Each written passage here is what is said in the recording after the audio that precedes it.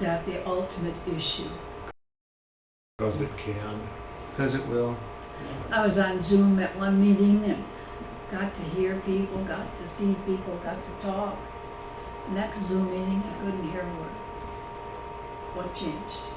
It's a computer. Took the Geek Squad an hour and a half to hear that. Computer. You know, it's like, It's a computer. yeah. Oh, I know it's what they're long on today. Did you ever see Third Rock from the Sun? Yes. Did you see what he did with the computer? I saw what they always did with the computer. Yeah, the guy said his computer wouldn't work, and Harry the idiot, was that Harry? He said, oh, I have one of these, let me have it. He takes a computer and goes, his was an Etch-a-Sketch. There you go. That's the way it felt about it. There we are. Great. I don't know why that's doing it, but we're going to just leave it to that. I can get by. So, the work I did at Lydia was really driven from a lot of the work over the years. We dwelled into this for years. This test. We sort of started every meeting, every discernment group. We thought about it a lot. What is Paul saying in this story, and how that might inform us as this congregation or this community called Lydia. So this is Paul, Timothy, and Silas. They went through the region of Phrygia and Galatia, having been forbidden by the Holy Spirit to speak the word in Asia. When they had come opposite of Mysia, they attempted to go to Bithynia, but the Spirit of Jesus did not allow them. So passing by Mysia, they went down to Troas, and during the night Paul had a vision. There stood a man of Macedonia pleading with him and saying, come over to Macedonia and help us. And one thing I want to say about that is, we had our Mysia and Bithynia and Asia moments. You know, we had these moments where we had planned that this is where we're going to go. We had set this long vision. We're going to settle down in this neighborhood. We're going to establish a co-working community. We're going to build we're going to use that to help finance a word and sacrament community that looks just like a lot of the new little church starts that operate out of storefronts and borrowed spaces. Only we're going to not depend on people giving, especially people who don't have money to give or don't have a pattern of giving set up. And what we found out is that some of those younger people gave more overall in relationship to their income than many baby boomers did.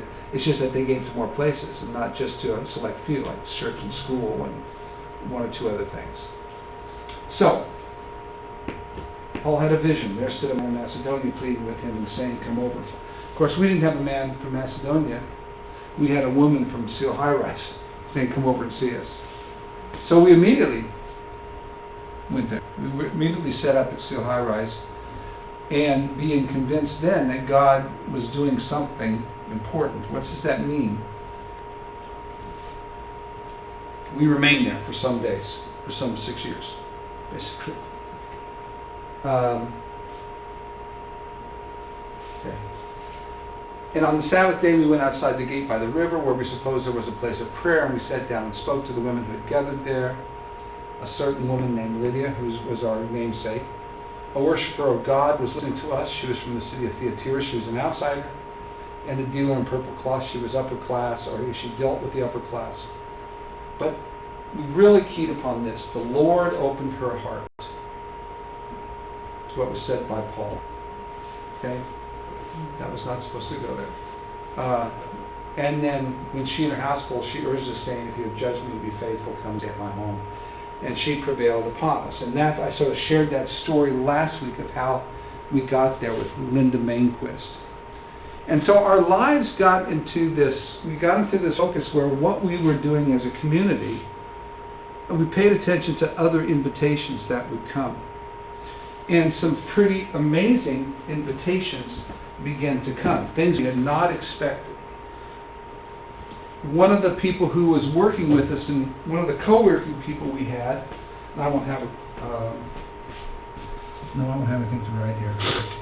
One of the people who was co-working with us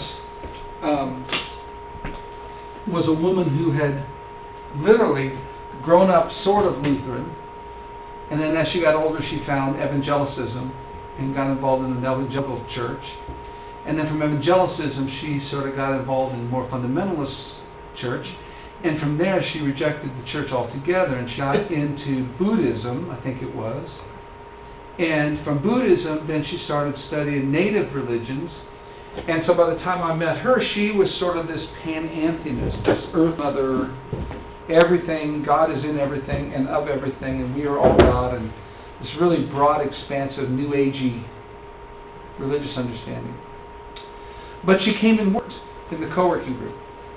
And we frequently broke, these conversations would break out about faith and spirituality. And she shared with us and we shared with them. There were others engaged in this. And we realized we weren't going to, the space we were in was too expensive for the size it offered. And so we were offered a place at a new brew pub that was opening up. They said, you can come in and just use the place, the tap room, while we're making the beer and setting up, and when we open up at 3:00 or noon, whatever that day would be. So that's what we did. Sometimes we'd walk in and we'd walk out smelling like fresh hops, you know.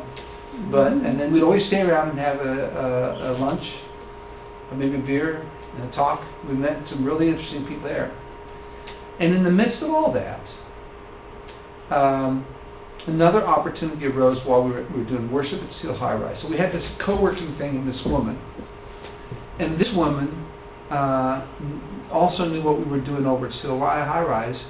She happened to be on the community council, the St. Anthony Park Community Council, which City of St. Paul has 17 legislative districts. Each one has a community council, which is partially funded by the city as a nonprofit, separately, totally it's totally independent.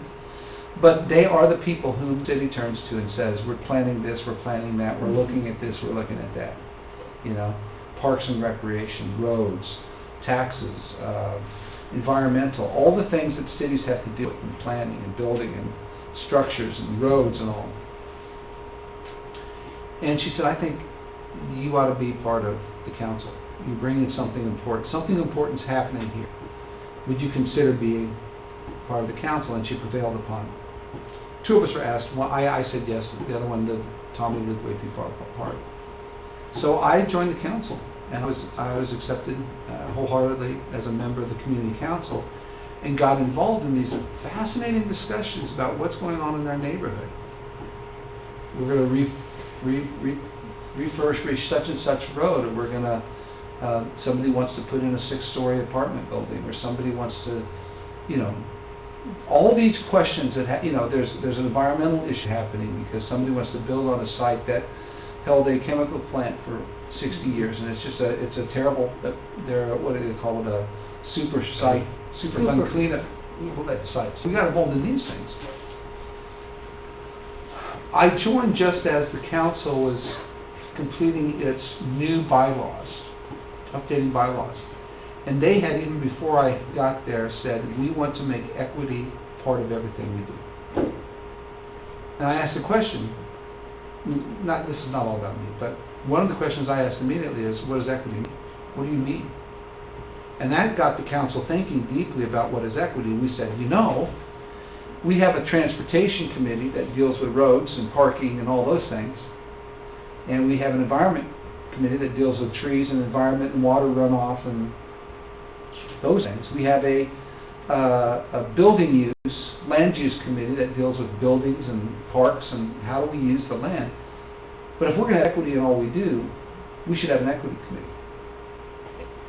And so the committee said, the council said, let's do that. And the president of the council, the chair of the council said, and Scott, would you be the first chair? And I'm thinking, wow, I'm a pastor. Here I am, a pastor, being asked onto this community group that is the voice to St. Paul Public policy, working with the mayor and the council people and all, directly with the people who have to make those decisions. And they're just normal people, all of them. And I was asked to be the chair, and I said, sure. And we had a good group, and we started thinking about that. And we did some work around equity. But one of the things we found out very quickly, partly because of our relationship with SEAL, is that we had a lot of hungry people. Mm-hmm. a lot of hungry people, and a lot of inequity around housing.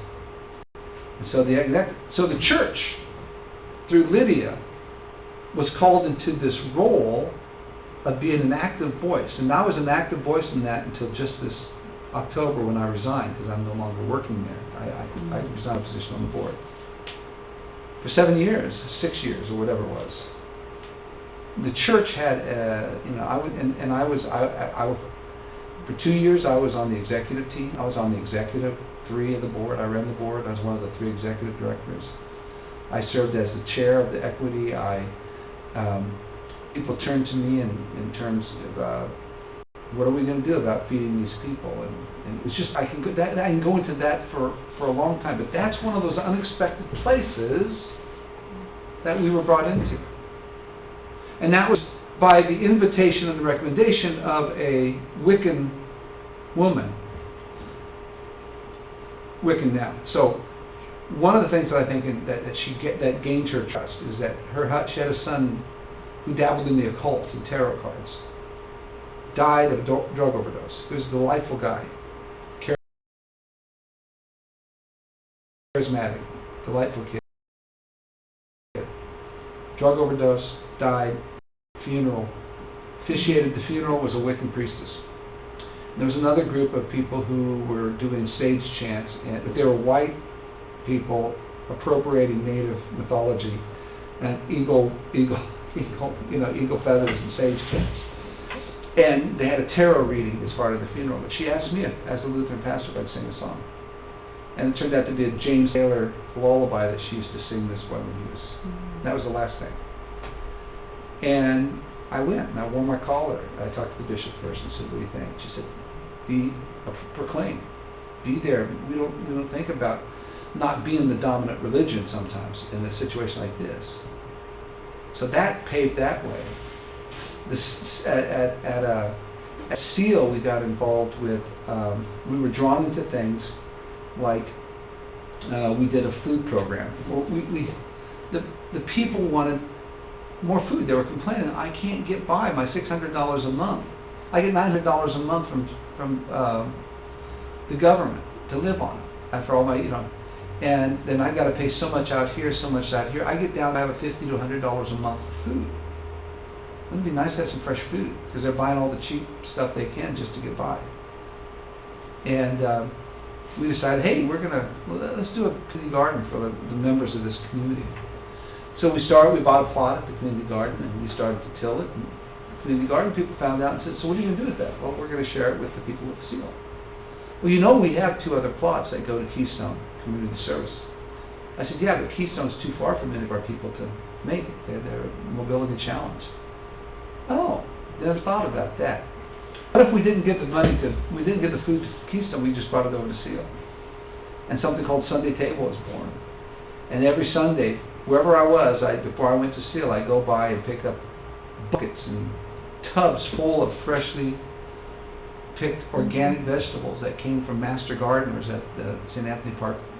And we'd put them on the table. I think I showed you a picture. Put them out on the table, and we worshiped. Our worship, the bounty of the table was there when we worshiped. And then we cleared our Bibles and stuff off, and the Somali women and people from Eritrea and others would come in and get the food. Free. Take as much as you want. There was no limitations, just until it was gone. And that was another thing that is still going on. I'll be back this summer. I don't know exactly how I need to find somebody to do the delivery, but I'll watch over it because that's a commitment I have still emanating to feed that community. This kind of word got around, and the seminary said, "Hey, we have students, a program called Christian Public Leadership. What does it mean to be a public leader in the church?" And we have these groups which students explore it. It's a 4-semester offerings. Would you be a precept leader? Meaning, would you meet with a group of students once a week for an hour and a half and talk over these leadership issues, whether it's gifts, whether it's challenges, whether it's dealing with conflict. And so I got to be a precept leader, and then I applied to have students, and over the time I had 5 students who joined me to work with Lydia.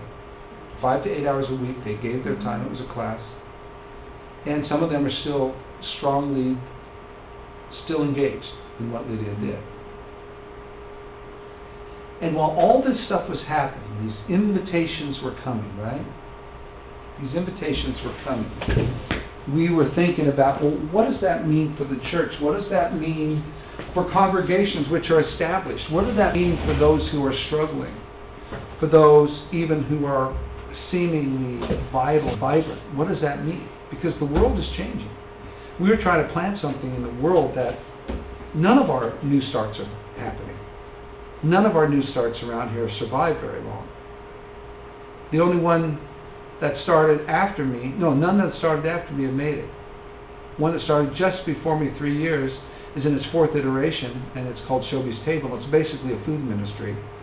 But they don't have a worshiping community, right? So it's become a service ministry. So, okay, I'm going to get past this. Okay, we did the dwelling, the Lydian Way. Get past our video I showed last week. Past the break, we started thinking on a broad sense for the church. Because at the same time, I'm going to school I'm learning about leading communities into this new world. And the stuff I was leading, a lot of it had been adapted from business, right? So we got to have a strategic plan, 5-year strategic plan for what we're going to do, right? We'll adopt some of these practices of the world that are successful in world business and world government and all. We'll apply them to the church. What we discovered, though, is that things are changing so fast that when you lay out a strategic plan, let's say my plan for the church in the next 5 years is to make, I'm going to go right here. My plan the next 5 years is to make it to that blue, we're going to be the blue panel on the back wall. That's what we're going to be in the next 5 years. What happens, I begin to focus all my efforts there, and guess what? I've already lost sight. Peter, Nancy, and I'm going to lose sight of Mary, right, and Bobby, and pretty soon I'm going to stumble over this table and I'll leave you all behind, right?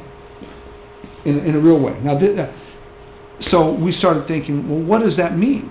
With all the things we're learning in the different practices, this dwelling practice, especially, was one that helped us to it. What does it mean?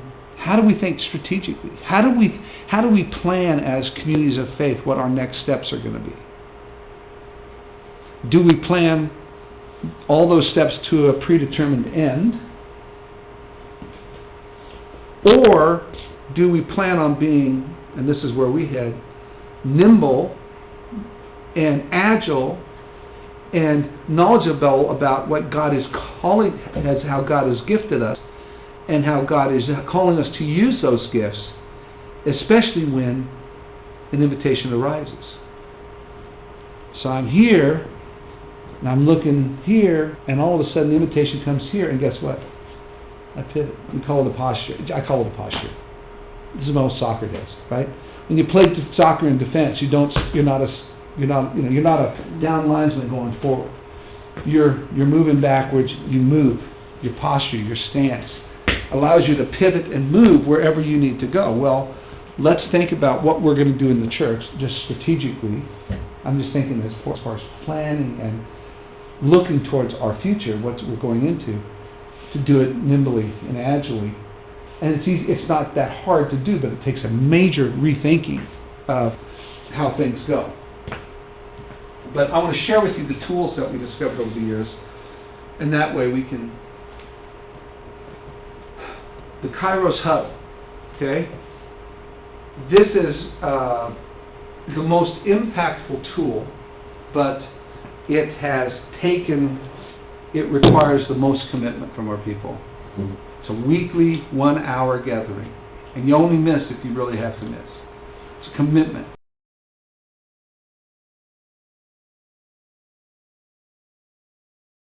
And I have people who've been doing this with me for 7 years. We get together every week for 1 hour. And the way the huddle works, I'm going to describe it. if you think, did I go through this yet? I haven't showed you this. Yeah. I did. Mhm. Chronos, Mhm. Kairos, God breaks in, and then you follow this circular to sort of think where we're going to go. Because if you follow the circular, you might find out that you're going to be heading on a different path than you would have beforehand.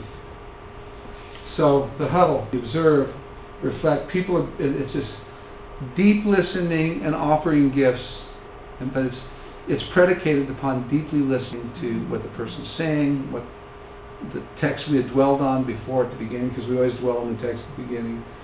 Deeply listening to the questions, never offering advice. Well, what you ought to do, no. And then hopefully our gifts, the Spirit speaking to us all in the circle as we gather. Okay?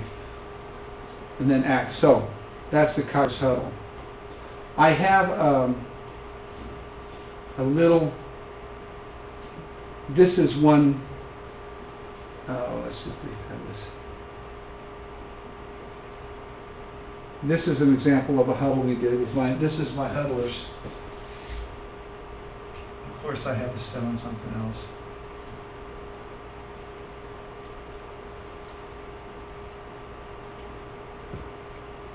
Yeah, what is it? We redid everything last week. Video 2. This video 3 take off the tape. Gentleman at the lower left hand is about seats. Yeah, anyway. This is Tommy Sharon, she's a pastor. One of the early Lydians, one of the original Lydians, another pastor, me. She was a student of mine. And that's one of our huddles, and they were going through the process. I can't show it to you now. It would take too much time anyway.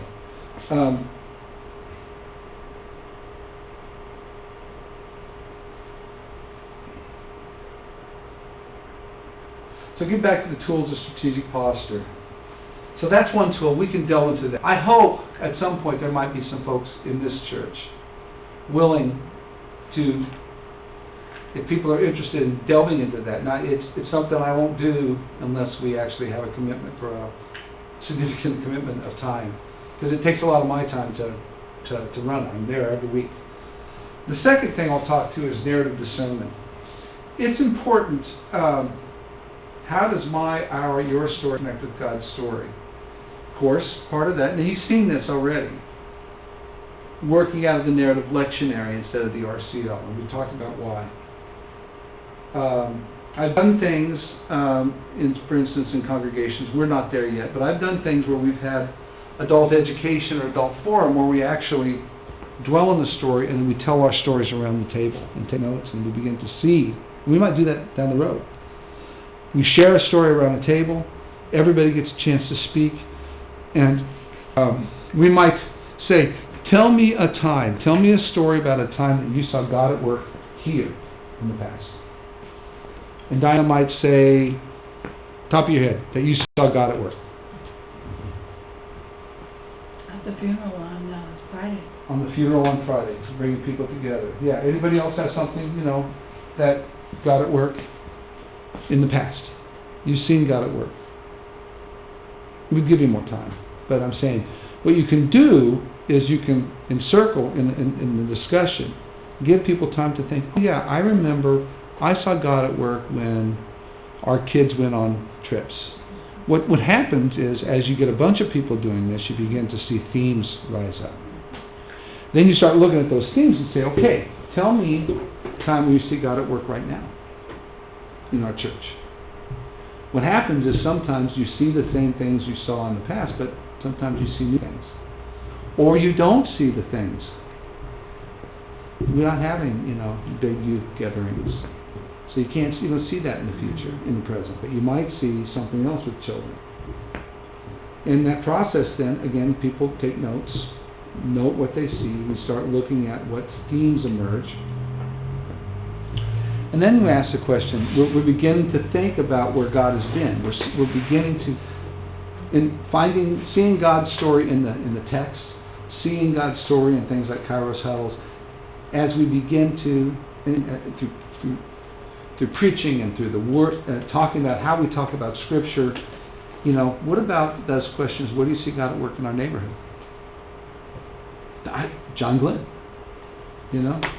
I see God at work in the gathering of young people who I see playing volleyball here on Saturday afternoons across the way, right? I see God at work in people.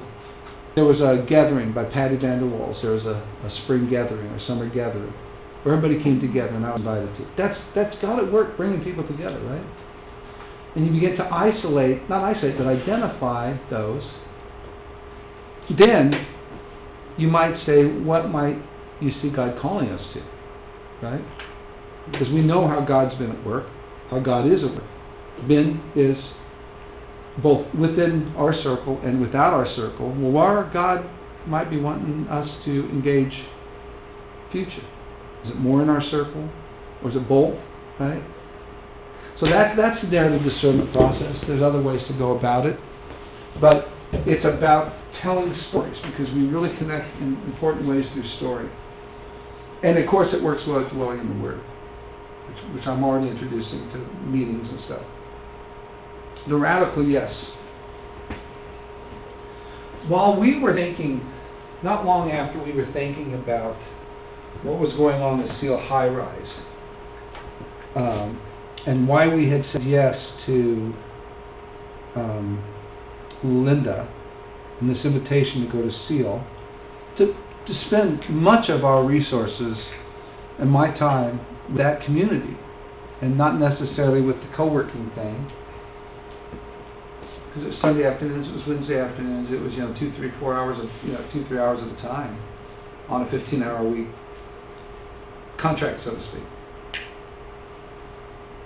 We were thinking about, there was a lot of talk in the seminary and in literature and such about churches being radically welcoming, right? We've got to be radically welcoming. And radically welcoming is beautiful. It's absolutely a beautiful sentiment. But it's an incredibly important question to the church today. Do we welcome those who are different? Do they feel welcome?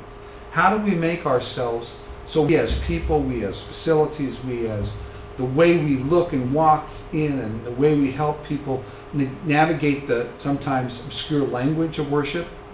Not obscure to us, but obscure, was our language, was our worship understandable or obscure to that young African American man who came worship with us today? So how do we do that? But when you say radical welcome, it's assuming that we own or control the space which one is welcoming you to. That we have control. Not that it's a bad thing, but it's something to acknowledge. If we have control over the space,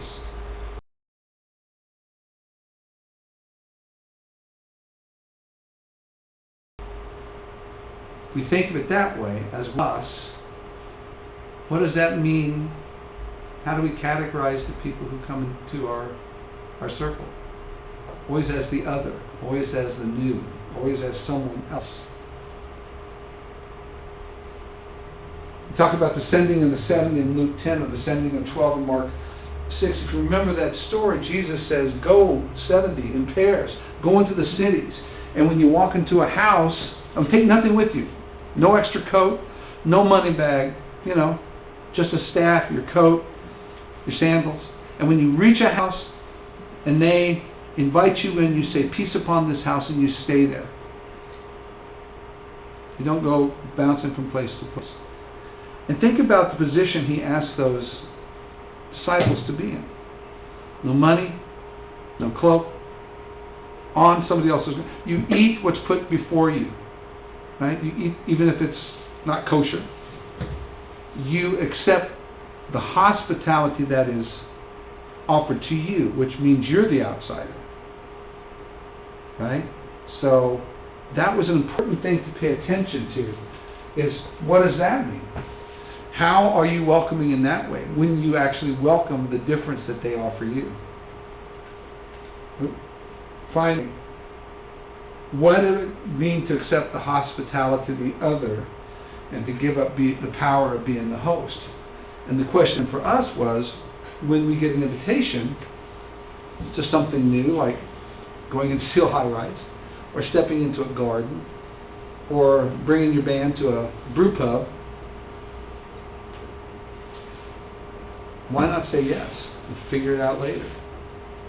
Why not see that as an invitation that God might be working through, instead of saying, oh, that's, I can't go that place because it doesn't fit my theological understanding. It doesn't fit, I'm not comfortable with those people, or I don't have enough control, because it makes you really vulnerable when you step into somebody else's space.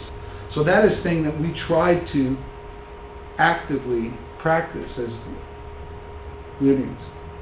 Neighboring. We think a lot about outreach in the church. I had a wonderful discussion the other day with Sylvia about her passion being outreach. But again, and this is not a criticism on her or anybody, when we think in terms and talk in terms of outreach, there's an implication, sort of a hidden implication, that implies that we have something to give that you should have. Right? That we have something to give that you should take. Again, that sets up that little, okay, you're poor, you need food, we have food to give you. And of course, in some cases, this is the food you'll have. Here's a bag of food you have to take. If you waste it, that's your thing, right? One thing I love about the John Glenn School program is we have a variety of things for as many people as we can accommodate. You want masa flour? Take masa flour. If you don't, take, rice flour or whatever. It's not thinking in terms of we have lots for you to take what you want is a different thing than saying you should take what we need. And so instead of thinking ourselves in terms of outreach, think in terms of neighbor. How can we be neighbors? When we neighbor, when we truly neighbor, think about the old white picket fence between the steps, right? You're with your neighbor, you meet on the border, maybe eventually, but you meet in the border, you share a space with them. Oh yeah, you might own here up to this property line, and they might own, but it might be the same grass, right, dividing them. When you think about that, instead of thinking outreach, say how might, and this is just simple language things that can change, how might we better neighbor in our world? What does it mean for us, instead of being renters to the Latino churches, right? This is an example of neighboring. Renters, where they pay us something, they pay us, we give them the space that we own and control. What if we instead think of, as we're starting to do, as partners and neighbors, where we have this space we share with you, and we open up the opportunity for you to take some ownership and to help partner with us in maintaining this gift we have in this space. So I don't know how many people know this. We had a meeting with the Latino pastors a week or so ago, and in that meeting, unprompted, a 25, 26-year-old young man who's one of the music leaders saying, we all have these great big sound systems and heavy speakers that we have to store and hang around. What if we all went together and put in one set of loudspeakers and an amplifier that we all could use, that sits here, that all of us could use? It creates more space in the church for other things to happen and be stored. And we all raise money for it. And it stays here as part of the permanent. So there's something there happening. We could get $6,000, $8,000, $10,000 from these other three congregations, put in to upgrade the sound speakers so they can use it at the high volumes they like, and we can use it at the volumes we like, right? Because they have the drum sets and the guitars and the loud voices, and that's all right. That's their worship. We're not going to go there. But in order to do that, our system couldn't handle what they're doing now without lots of modifications, most likely. But we're not giving up our control, our mixing board and our microphones and stuff. Everybody keeps their own stuff like that, but that's easy to haul out and set up. That's neighboring at its best. I think, John Glenn, you already were neighboring when I got here because you worked with the school. Mm-hmm. Not just us going to the school and doing our thing. We worked with the school. And as those further opportunities happen where we're working with each other and neighboring with each other, guess what? I think God will do great things. But if these are changes in the way that we think about things. Presencing. This is really this is for me, in terms of the way I think on the higher level about leadership. This comes from something, a change management system called Theory U that came, among others, from a guy named Otto Schirmer at MIT. And you can go to presencing.org and read all about it. But and these are MIT and people at Harvard, and presencing is sort of, it's got its own set of followers, and it's taught as a legitimate approach to how do we understand and react to and manage change. You can't manage that things are going to change. You can manage the way you respond to change, right? And the way you live in it. And basically, darn it, why didn't I bring one of those things? Anyway, the way it works is presencing. Imagine a great big U. That's Theory U. And you start here at the top of the U. To get to the other side of the U, and how you manage change, you begin with right up here in beginning to look at what assumptions you have made. What do you assume is happening as an organization, as leaders, as people?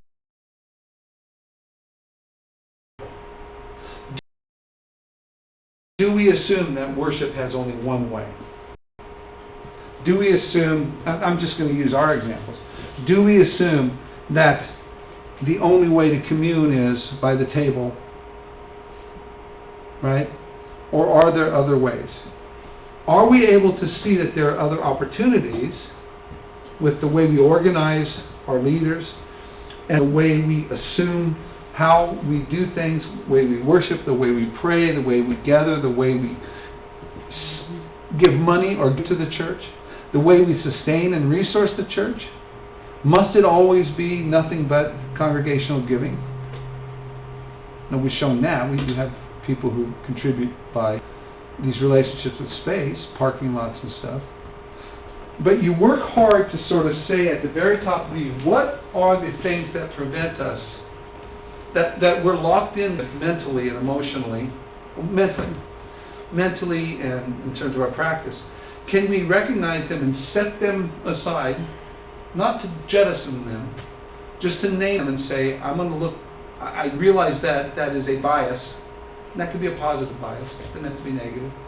I recognize it enough that I can set it aside so I can go farther down than you, to where I can again address what is emotionally keeping me from doing things, my emotional health, as individuals, as communities, right? And this has to do with the basics of fear and the basics of change.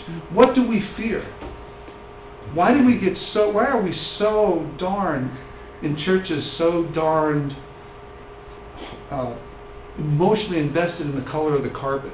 We've never done it this way before. Right. Because it's comfortable, right? Yeah. But if you can begin as communities, as leaders, to start addressing some of those things and look at them and say, oh, that's an emotional response. It's a good response. I understand the response, but I understand it enough to say I can set that aside and see. So I've set aside the things that might have clouded my understanding, our understanding. We set those aside and where God might be leading us, and set aside our emotional attachment enough, or recognize them that we can recognize them well enough that we can say, okay, I can see that's a trigger for me, emotional, or for us. And get to the bottom of the U right here, and they call that presencing. We are most readily able to sense what's really going on. Because there are a lot of things that go on that communities and individuals pass by or dismiss because it hits emotional trigger, it hits a dogmatic trigger, or oh, that's not how Lutherans do it, right?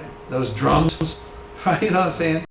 It hits those things. If we can recognize them enough, then we can be more present to what's going on here. And that's where I hope And I believe that churches and faith communities need to spend as much of their time in is this, knowing what moves them and what the biases that both positively and negatively affect them, both emotional and structural. So we're more able to sort of see what might be coming. And what happens, the truth is, the future is always emerging. You see it quicker.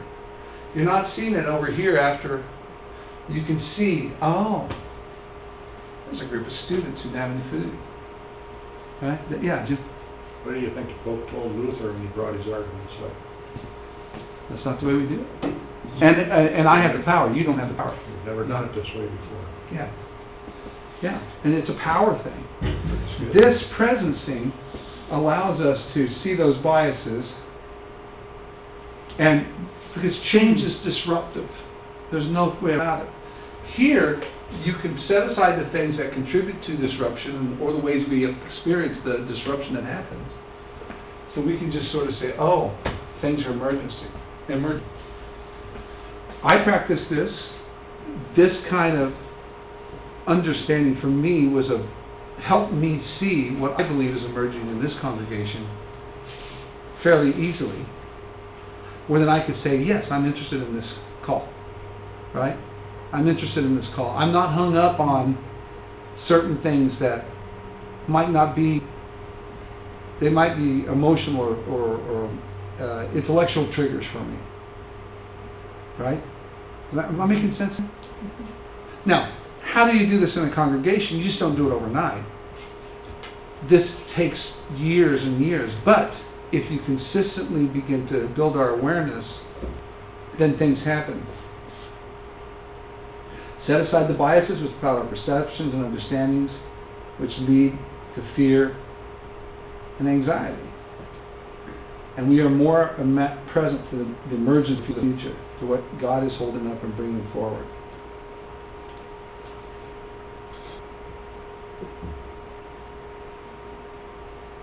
So that gets us to the final thing I'll talk about, because I know we have 11 minutes. I want to add questions.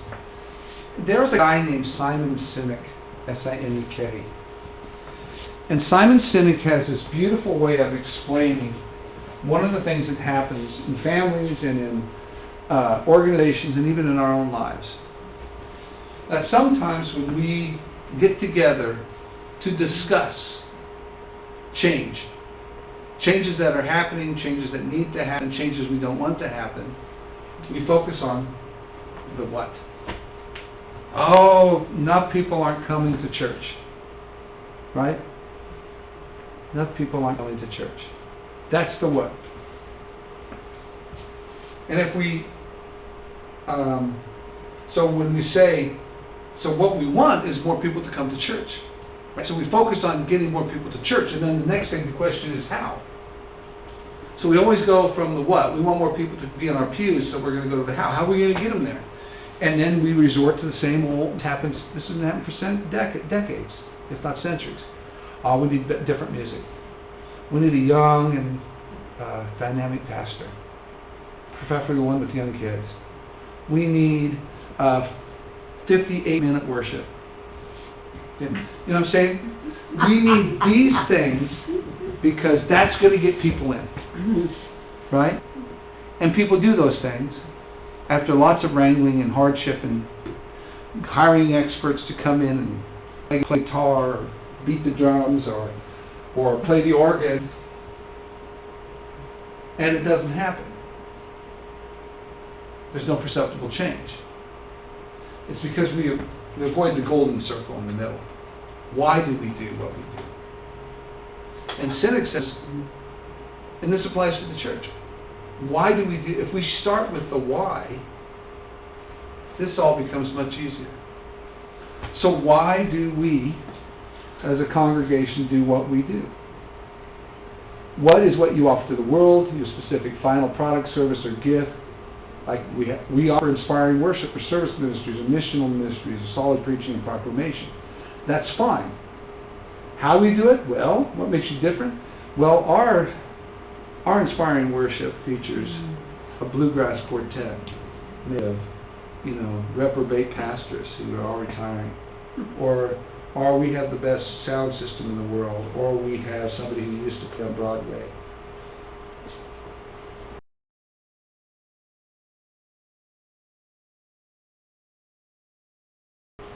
We only play praise. We put in a 24 rank pipe organ at $1.5 million because we're going to hold up inspiring worship. So how? Pipe organ, right? But what is the ultimate person? Why? What drives and motivates us to do that? We tend to spend our time in congregations here, debating what's in the house, and not looking at the why. So this is Lydia's why, and this is actually the why that I operate out of. Why do I do what I do? Why I feel I do what I do? What motivates me? I believe that the Holy Spirit is the active agent in all of what God does. And it's the Holy Spirit who is constantly forming, hasn't formed and let it go, but is in a constant state of forming and creating, forming what? Christ's church based on the story and the teachings of Jesus Christ, out of, not into, but out of that preferred future that God has already put in place. What do you mean by preferred future? The future that's going to be great, or? Well, but what is God's future for us? Some people will say that the future's set. You say that it's predestined. The only thing I believe that's predestined is God will win in the end. Right? Others believe that everything is set up point by point by point by point by point by point, and all these historical things, and you get into a philosophical and theological issue in that. We say, well, gee, did God really intend for World War II to happen? Because that's God's future? No. That's not God's future. That's the world's future. God's future is a world without war. Did God intend for people to be slaughtered and dumped into mass graves in Ukraine this week? No. God has a preferred future, and that future is love and union. And this gets this language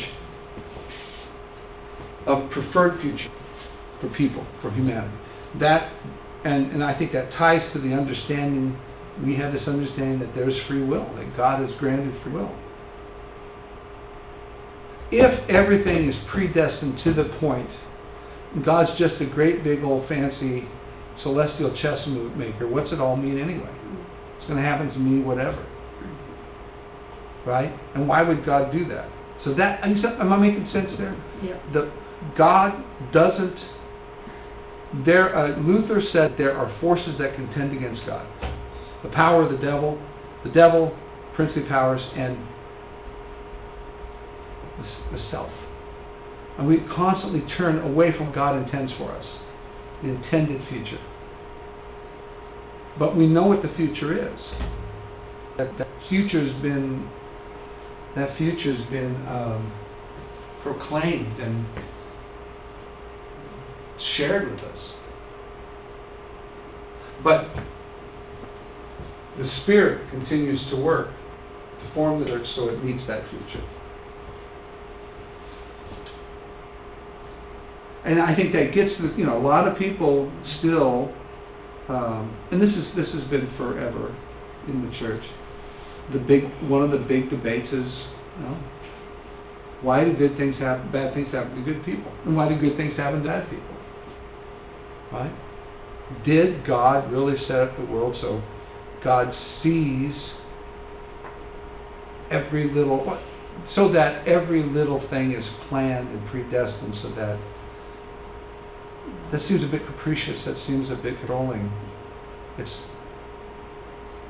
And I come from the say that no, God has a preferred future, and the church's role has been, since the church began, since coming of Christ, to point to that future and left the Spirit to continue to form that church that Christ spoke of out of the future that God is beckoning us to. Okay, we'll leave it at that. We don't need my calculator up there.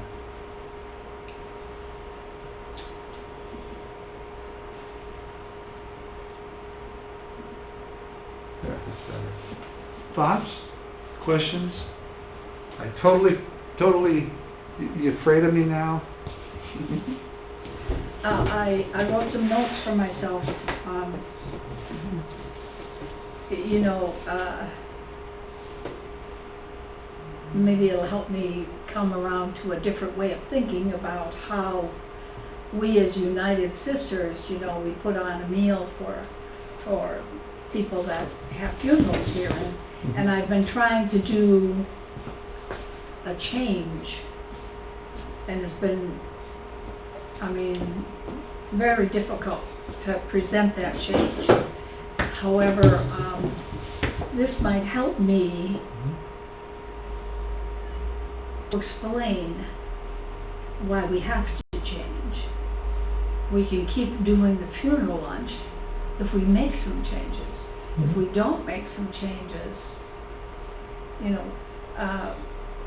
we won't be able to continue.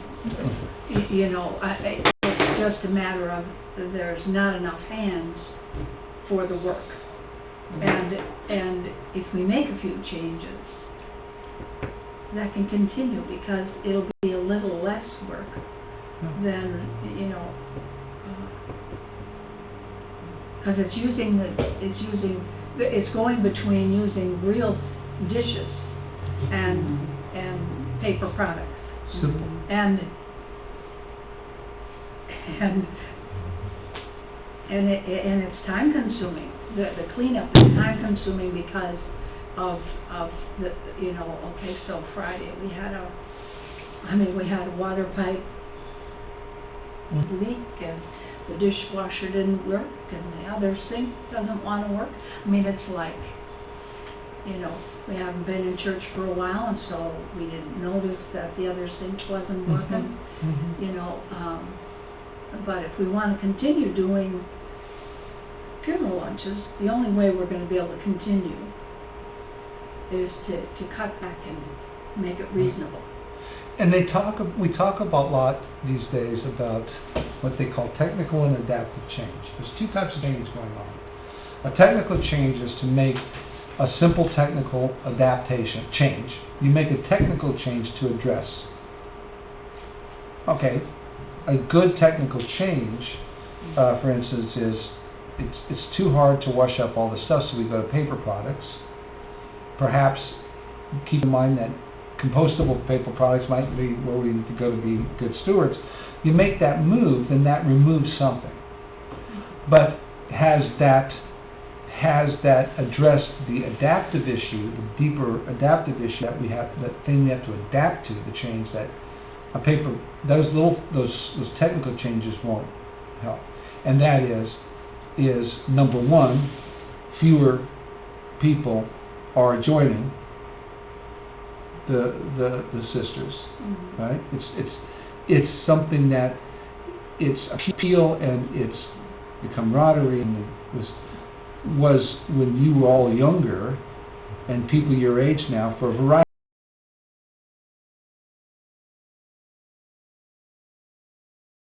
of reasons don't think they have the time or the inclination to do so. Now I'm certain that Lutheran women in mission, you know, and groups like the United Sisters and all came around at a time where we still had a lot of homemakers, one income households, homemakers, and this was a wonderful way for, especially the children at school, because I mean, it's being a homemaker, being a parent, stay-at-home parent is hardest work I've ever done. I will say that. I'd much rather be. I don't find being a pastor nearly as aggravating and soul-sucking as taking care of a toddler. You know. I can only do this game 50 sometimes straight in a row before I'm going to lose my mind. Right? For at least when she was 2 or 3, I think she was 3, we must have hit Easter eggs for 6 weeks. Multiple times an hour. And, you know, I step on one once in a while just to break it. So I'd say, oh, darn, we broke. No, I didn't do that. So those are things, though, that can be addressed. It's how we think about going into that. And getting ourselves to a position that we can sort of see what's emerging. There are going to be opportunities that come forward that we'll see and say, oh. And instead of saying, like Jim, that's not the way we do it, ooh, we ought to consider that. We've always done it this way. We always, This is the way we've always done it. This is proper. You know the old joke, how many Lutherans does it take to change a light bulb? All of them. No, change? Oh, yeah. My grandfather gave that light bulb. That's exactly right. It's That's true. common That tongue. is true. Yeah. Okay, all right. Okay, that's funny. I know you guys gotta go. Thank you. But anybody interested down the road in some of these things, especially a Kairos group, I tell you, it's changed the way I think as a pastor and as a person too. It's a commitment I'd ask that we